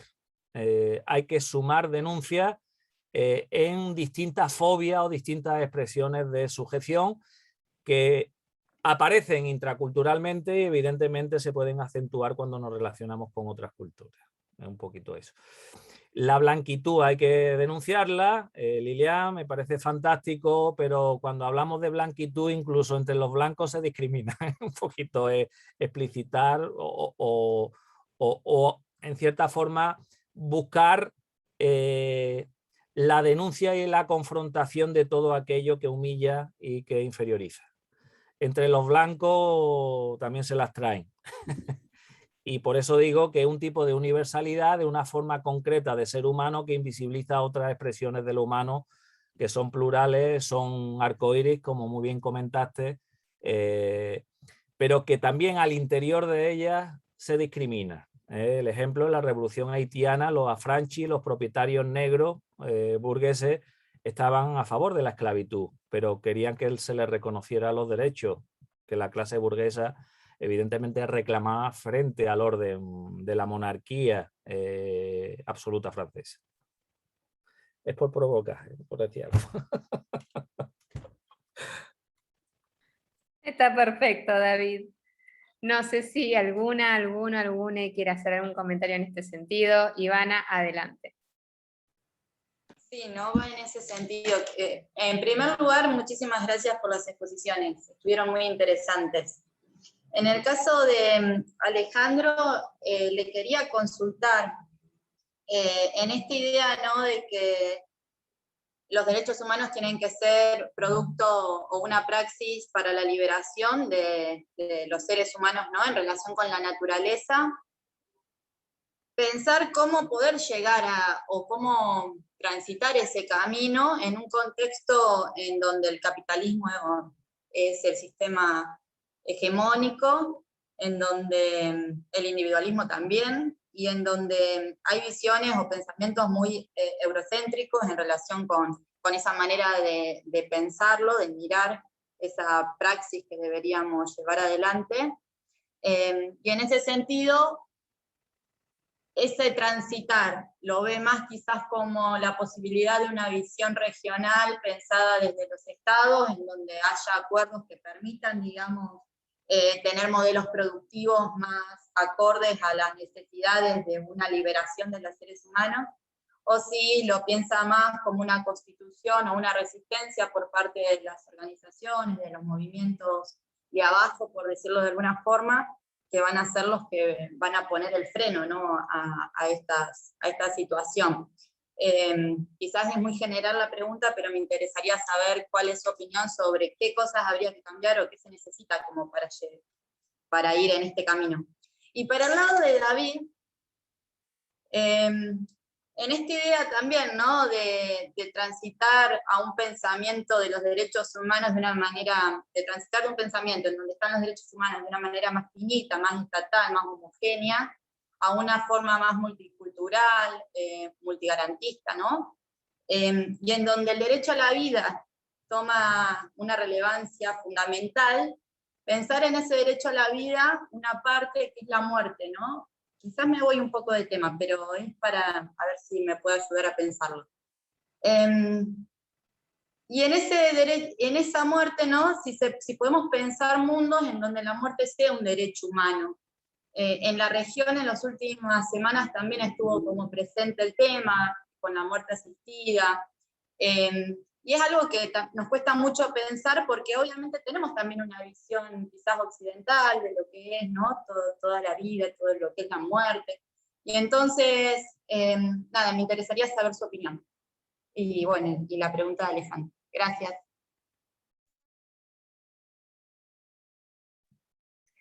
A vos, Ivana. Alejandro, ¿querés iniciar y después le damos la palabra a David? Bien, gracias. Bueno, yo creo que, bueno, es una pregunta bastante general y no solo general, sino muy, muy complicada. Pero bueno, algunas ideas básicas. Sí creo que el actual sistema capitalista, que además es racista, que es patriarcal, que es etcétera, pues es incompatible con esta propuesta de derechos humanos, ¿no? En el sentido que de diversas maneras genera prácticas de opresión, prácticas que impiden la producción y reproducción de vida, diversas prácticas que establecen diversas relaciones verticales de poder, ¿no? Entonces, una idea que siempre insisto es entender que cuando hablamos de este sistema capitalista, pues hay que entender más bien en esa complejidad de todas las diversas prácticas, de todas las diversas relaciones de poder que genera, que justifica, que alimenta, que significan prácticas de muerte, o sea, de negación de la capacidad de producir y reproducir la vida. Entonces, en ese contexto, pues sí, la respuesta obvia sería pues que hay que superar el capitalismo, ¿no? Pero como ya lo han dicho varios autores, a veces nos cuesta más pensar que el capitalismo es eterno que pensar que el capitalismo se va a acabar, ¿no? Entonces, en ese sentido, creo que hay que recuperar lo que también insiste mucho Joaquín Herrera Flores, que hay que ver los derechos humanos como procesos, ¿no? Esto que le llama también la ontología de la potencia más que la ontología de la presencia. Estamos muy acostumbrados como de ver los derechos humanos como si fuera o una meta que lograr, ¿no? O algo que simplemente hay que aterrizar al mundo, ¿no? A los valores universales, ¿no? Entonces, yo creo que toda esta propuesta de entender los derechos humanos como praxis de liberación, pues hay que entenderlos como procesos, es decir, la praxis humana va dando más de sí y siempre es un dar de sí constante, ¿no? Desde, digamos, desde transformaciones muy pequeñas, pero que finalmente significa dar más de sí, generar nuevas posibilidades y capacidades, pues hasta digamos, ya situaciones mucho más globales o complejas de transformación. Entonces, yo ahí lo que insisto es ver los derechos humanos como procesos, que tiene que ver también mucho esto que dice David, ¿no? Es decir, los procesos al ser complejos, al ser diversos, al depender de diferentes imaginarios y demás, tampoco hay que caer en absolutos, ¿no? Esto de, por ejemplo, de estas tendencias que a veces hay en el pensamiento colonial, de casi todo lo que suene occidental o europeo, rechazarlo, ¿no? Cuando en realidad dentro de estos procesos pueden entrar muchas aportaciones de diversas culturas, ¿no? Entonces, estos procesos de derechos humanos pues son interculturales, son diversos, son complejos, ¿no? Nunca se acaban, ¿no? Van dando cada vez más de sí, ¿no? Y entonces en ese sentido, pues entra lo mismo, es decir, esta discusión tan frecuente que hay de que si el cambio va a venir de obtener el poder del Estado, de tener, digamos, gobernantes más con cierta perspectiva que con otra, o decir que el cambio va a venir siempre de fuera del poder, ¿no? Y que en el poder todos son lo mismo, pues yo creo que es simplificar mucho lo que es en sí mismo complejo, que son los procesos de derechos humanos. Yo sí soy de la idea que si bien puedo defender que los procesos de derechos humanos los tiene que desarrollar el propio sujeto de derechos humanos, ¿no? O sea, que finalmente el sujeto siempre tiene que ser activo, no es un sujeto pasivo, que es un poco la visión ilustrada, ¿no? Donde finalmente el ciudadano se vuelve un sujeto pasivo que simplemente tiene que ir ante la ventanilla del Estado a exigir derechos humanos y quien realmente es el sujeto activo es el Estado. Pues yo sí creo que esa no es la visión de ver los derechos humanos como procesos, sino siempre ver al sujeto de derechos humanos como el sujeto activo, el que puede ser capaz de recrear y recomprender su mundo, ¿no? Y resignificarlo.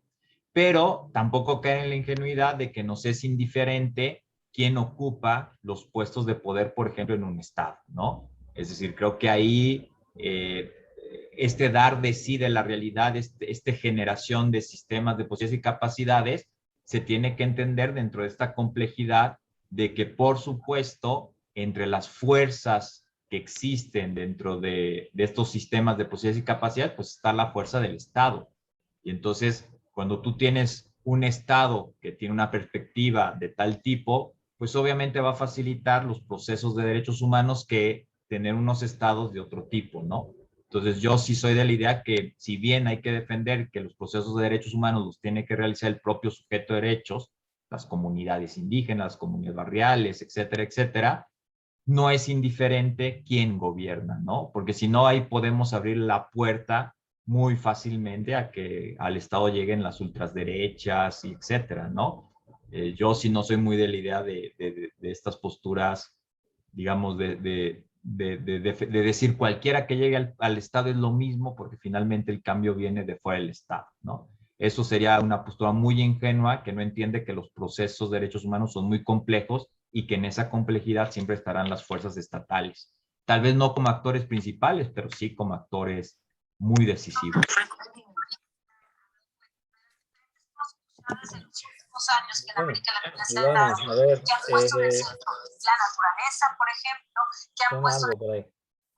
Ah, Heraclio creo que era que te tenía puesto. Ivana, vamos a ver. Te puedo dar mi respuesta. Evidentemente, cada cual puede tener una posición ética y moral, pero jurídicamente yo nunca penaría ni haría punitivo la eutanasia y el tomar la decisión de un tema tabú, como muy bien has comentado, en la cultura occidental, ese miedo a la muerte y esa forma sacrificial incluso de someterse a la muerte. Si tienes que sufrir dolor, si tienes que sufrir las perversidades de una enfermedad, tienes que aguantar, ¿no? Como un buen soldado, ¿no? Un buen templario o un buen cruzado. La muerte querida, en este sentido, como excepción, es prolongar la calidad de vida, aunque sea una barbaridad decirlo. Es aquella persona que tiene dignidad y quiere mantener su autoestima a la hora de enfrentar la muerte. Es decir, yo quiero morir sin tener que seguir sufriendo más. No es una decisión como nos quieren vender, ¿no? De aquellos que anticipan y promocionan la muerte, que de manera egoísta, pues piensan que quien está enfermo es una persona inútil, improductiva y otras cosas más, ¿no? Los mismos que están en contra de la mayoría son esos conservadores que como partidarios del Señor de los Anillos entienden la economía crematísticamente y de forma avariciosa. Y además son los que previamente generan condiciones que provocan situaciones de muerte. Muchas causas de aquellas enfermedades donde provoca perversidad en la dignidad y en la salud de la gente está provocado por ese sistema de dominación, esa forma de entender la economía, esa forma de entender el cómo hay que comer, cómo hay que alimentarse, suelen ser causantes de las enfermedades perversas que provocan tanto dolor. Para mí es un acto de valentía, para mí es un acto de dignidad y evidentemente siempre lo voy a defender, intentando generar las condiciones de que nadie llegue a una enfermedad que le provoque esa situación de sufrimiento. Excelente, gracias Alejandro, David e Ivana por romper el hielo en este encuentro. Ricardo aquí nos dejó una pregunta, no sé Ricardo si querés que la lea o te animás a hacerla por el micrófono, cualquiera de las opciones va a estar bien.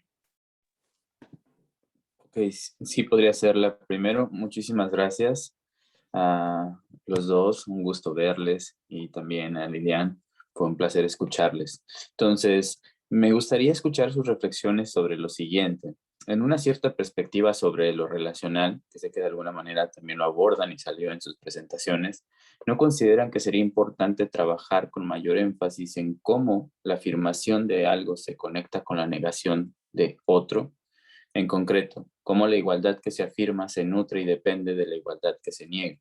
Y lo pensé mucho también, por ejemplo, con la presentación de Lilian, que hacía la afirmación y el análisis y crítica sobre la blancura, ¿no? Y el constitucionalismo de la blancura. Y también, por ejemplo, cómo la afirmación de una cierta humanidad suele nutrirse de la subhumanización y deshumanización de otros seres. Es decir, construir más sobre ese tipo de relacionalidad que afecta de manera diferenciada a todos los seres que viven en el planeta, y que además creo que también viene mucho con lo que analizamos ahora y les escuchamos sobre la pandemia y estas interconexiones diferenciadas y que tienen distintos impactos en las materialidades concretas. Muchas gracias. Gracias a vos, Ricardo. Lilian, si te querés sumar a esta respuesta. Bueno, voy a intentar traer algunas cosas sobre lo que sea esta desigualdad de eliminación de lo diferente, ¿no? En verdad, esto ocurre con frecuencia, no es algo que ocurre a partir de una pandemia o todo más, mas se intensificó en pandemia y tenemos una igualdad ficticia, porque voy a decir, esta igualdad generalista, universalista, no es una marca para se hacer un posicionamiento respecto de quién atribuir las culpas. No es una cuestión de culpabilidad, es una cuestión de intentar construir una marca de cuándo empieza este tipo de pensamiento y lo que es necesario para desconstruir este mismo pensamiento de eliminación del otro, de jerarquización de las personas de acuerdo con su clase, con su género, con su raza. Es más esto lo que está en juego, porque es estructural. No podemos tratar esto como algo individual, porque lo individual es algo que la legislación penal es posible de tratar, es algo que la criminalización de ciertas conductas va a hacer con que se tenga resultados, pero lo estructural necesita algo más. Y así que vamos a decir, por ejemplo, en Brasil, durante la pandemia, Consejo Nacional de Justicia hizo algunos protocolos. Un protocolo, por ejemplo, sobre funeral de personas que se morían de COVID. Y en este protocolo, la previsión era de una forma de funeral muy blanca. No pensó en nadie que representase lo funeral de los indígenas. Así que se aplicó un funeral desrespetuoso con la cultura. ¿Por qué? Porque el judiciario brasileño es blanco, está repleto de esta blanquitud. Voy a darles una indicación de tiempos. Desde 2018 no se hace una nueva levantamiento, pero en 2018 Brasil tendría 18.000, cerca de 18.000 magistrados. 18%, solamente menos de 20%, é constituído por pessoas negras, em um país que 56% de sua população é negra. Portanto, não estamos falando de minorias, estamos falando de maiorias. E de este grupo, 80% branco. Em tribunais superiores, o judiciário brasileiro é 90% branco. O Tribunal de São Paulo hizo una foto de todos los magistrados de nivel superior. Todos blancos y hombres, pocas mujeres. Entonces estamos hablando de algo que es estructural. Bueno, en Brasil o ingreso en magistratura es por concurso público. Entonces, ¿qué se va a concluir con esto? Si es por meritocracia que se llega allá, entonces los otros son más estúpidos, son más incapaces. No, es estructural. Ni mujeres ni negros son menos capaces. Es que la forma, ¿qué es cuando se habla de algo que es estructural? Que dentro de la normalidad o resultado será siempre racista. Se tudo ocorrer na normalidade, o resultado é racista. E se trazer algo fora do normal, como a pandemia, empeora. Empeora, porque em Brasil, 60% de todos os mortos, de los 600.000, são negros. E 40% são blancos. Então, é estrutural. ¿Por qué? Porque los negros na hora de una disputa por el respirador, va a blancos, no va a negros. Entonces, así ¿por qué tantos indígenas morreram en Manaus, en la ciudad de Manaus? Exactamente por lo mismo motivo. Y es una ciudad que predomina la marca indígena en buena parte de su población. Entonces, estamos hablando de cosas que son institucionalizadas, né? Que negros e indígenas não têm os mesmos oportunidades de acessos, e que essa estrutura foi criada, ela não começou com nós em justo momento que havia descobrimento do Brasil. Se foi criada e forjada e mantenida, e a responsabilidade é de todos. Por isso, a luta tem que ser de todos, não pode ser só agora os negros e os indígenas lutem por seus direitos. Não, senão os blancos não sacam seus privilégios, não saem fora de esta estrutura com alguém que vá a deixar os espaços serem plurales, no vaya a salir de esto, ¿sí? Entonces tenemos que tener medidas más dinámicas para além de una igualdad representativa, ¿no? Que solo se pone pequeñas partes de una concesión de espacio. No es esto que estamos hablando, es de un cambio más pleno de todo esto en la sociedad. Por eso hablar de una mudanza de paradigma para que todo esto sea sacado. No sé, bueno, voy solo para traer algunas otras referencias. Muchas gracias. Gracias, Lilian. Si les parece, no sé, Ivana, si querés que lea tu pregunta o te animás a hacerla por el micrófono. Bueno, no hay problema, breve, así no insumo mucho tiempo.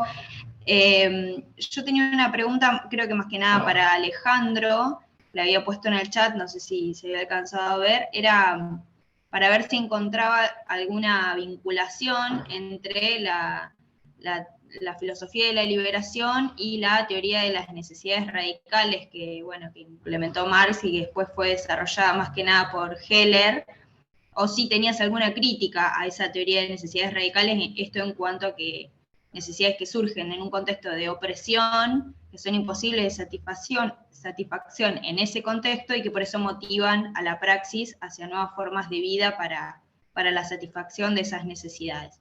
Si encontrabas vinculación o tenías alguna crítica, esto porque estoy trabajando en eso y te he citado varias veces y capaz que ahora que te puedo preguntar, te pregunto directamente.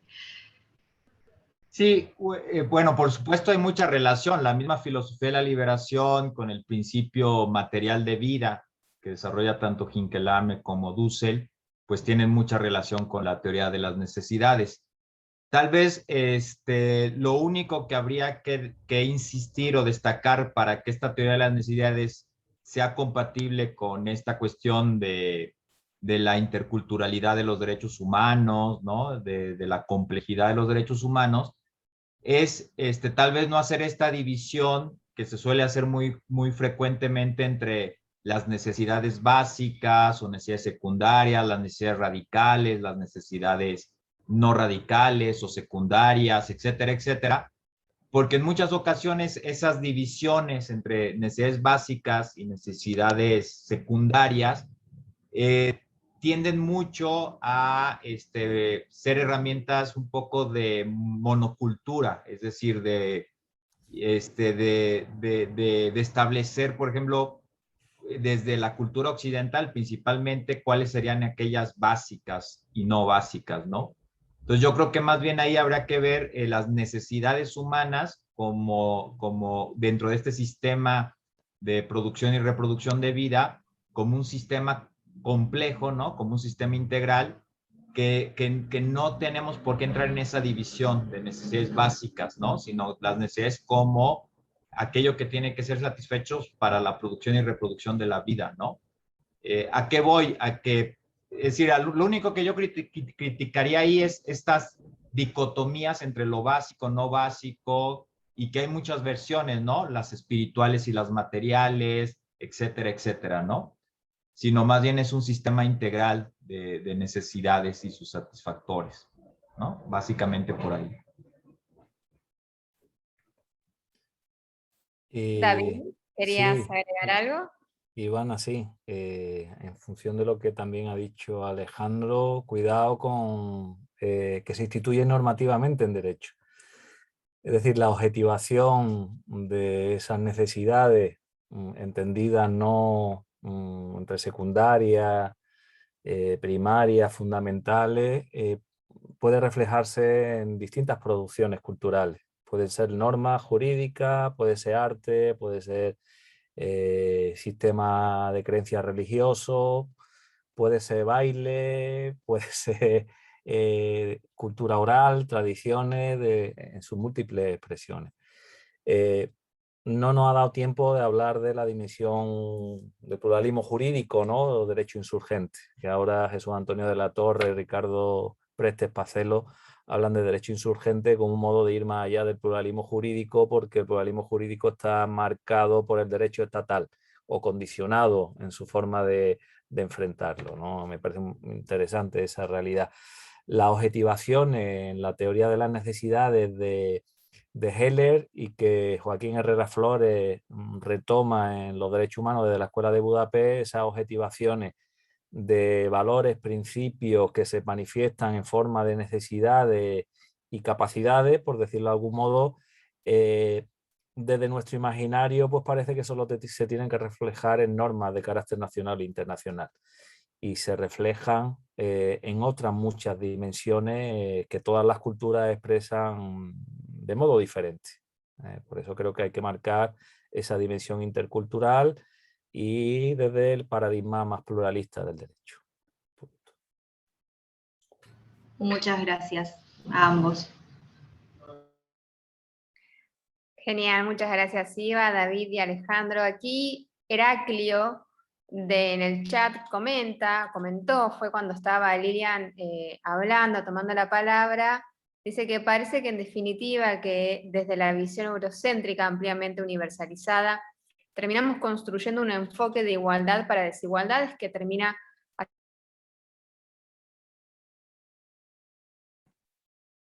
y en todo caso, también para ser un poco respetuosas y respetuosos con el tiempo, tomen la palabra y si quieren hacer una reflexión final, hacer como un cierre desde sus lugares en torno a este diálogo que tuvimos aquí, como para cerrar, si les parece, en tiempo.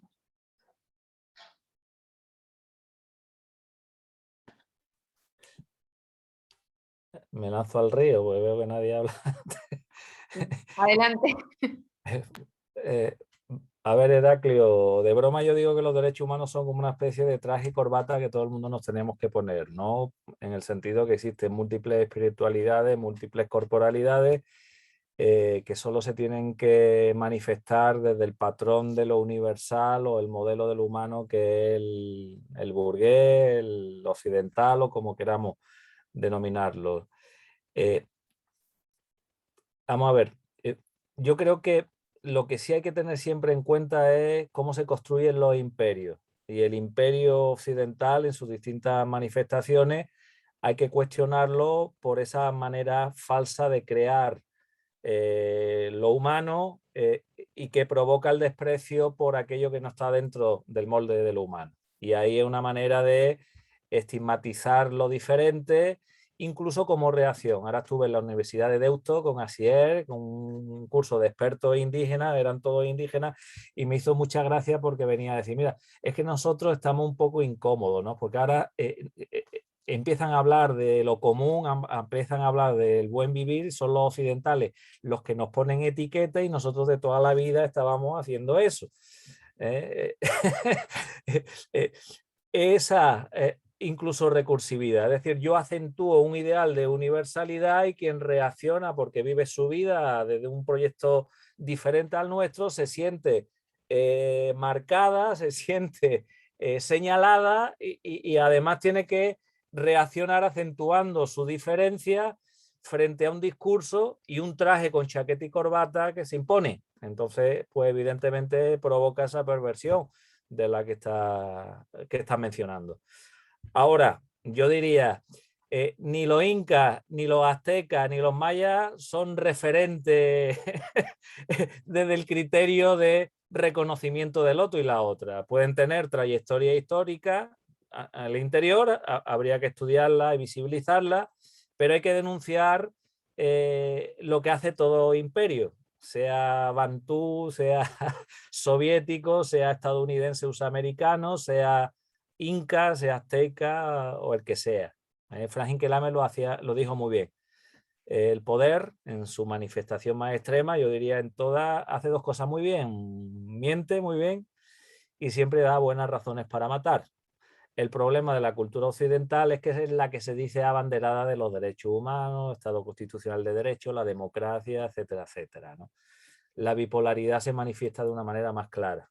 Entonces el rostro falso, hipócrita, pues mucho mayor, porque supuestamente desde su ombligo habla de dignidad y justifica su vulneración continuamente. Esa inversión o reversión ideológica que todos conocen.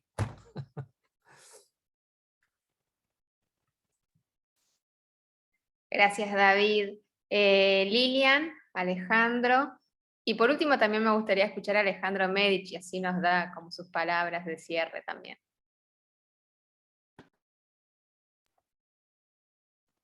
Bueno, solo mesmo para agradecer a esta oportunidad de estar aquí con esta querida institución, que profesor Alejandro Rosilio, David, agradezco Guadalupe por esta oportunidad, agradeço por termos este debate tão rico, ¿no? Que possibilita conhecer tantas frentes, né, de trabalho com as questões de direitos humanos desde uma perspectiva crítica, desde uma perspectiva decolonial, não sei como lhes parecer, libertária, todas elas são positivas e tentam, como sempre, traer construções mais ricas, mais plurales, mais plenas para os direitos. E é isto, creo que, a frente em comum que temos. Sí, así es, Lilian. Alejandro Rosillo. Pues agradecer la invitación a la Universidad de La Pampa, Alejandro, y bueno, pues nada más dejar estas reflexiones sobre pues entender los derechos humanos desde estos procesos de lucha, estos procesos de liberación, y bueno, nada más. Muchas gracias. Gracias. David, que habilitaste el mic, ¿querés agregar algo? No, muchísimas gracias por coeducarnos, coenseñarnos y coaprender entre todos y todas, sabiéndonos escuchar. Sí, por supuesto, me pareció la verdad que un panel muy humano y la verdad que en sintonía entre todas y todos que para seguir el diálogo. Ale. No, yo agradecer, no me voy a poner a hablar de ninguna forma, simplemente lo grato que es volver a escuchar a mis queridos amigos, compañeras, compañeros, a David, a Lilian, a Alejandro, sobre tópicos que, bueno, venimos trabajando hace años y que yo aprendo con ellos, así que no de ninguna forma, y con Lilian también, así que de ninguna forma voy a pretender hacer un cierre así de tipo erudito, ni solamente agradecer mucho. Y a todas y todos por sus participaciones, sus preguntas, sus aportes, a Guadalupe por la excelencia de su arte de coordinar estos encuentros. Y ahí la había visto hace un rato a Edith Alvarelos, le quería agradecer también, aunque ahora se ha ido, porque todo lo que fue la preparación de esta especialización en derechos humanos y su primera edición, el trabajo de Edith fue muy importante, así que no quería dejar de agradecerle también a ella. Bueno, muchísimas gracias. Y un gran abrazote desde acá. Un abrazo a todas, a todos, a todes, en sus diferentes lugares donde se encuentren. Esto queda grabado, así que podemos recuperarlo posteriormente en la página de la Facultad de Ciencias Económicas y Jurídicas. Y nada, David, allí es de noche, así que descanses. Voy a cenar. Bueno, provecho entonces y nos vemos en la próxima. Les mando un fuerte abrazo. Adiós. Chao, chao. Hasta luego. Chao.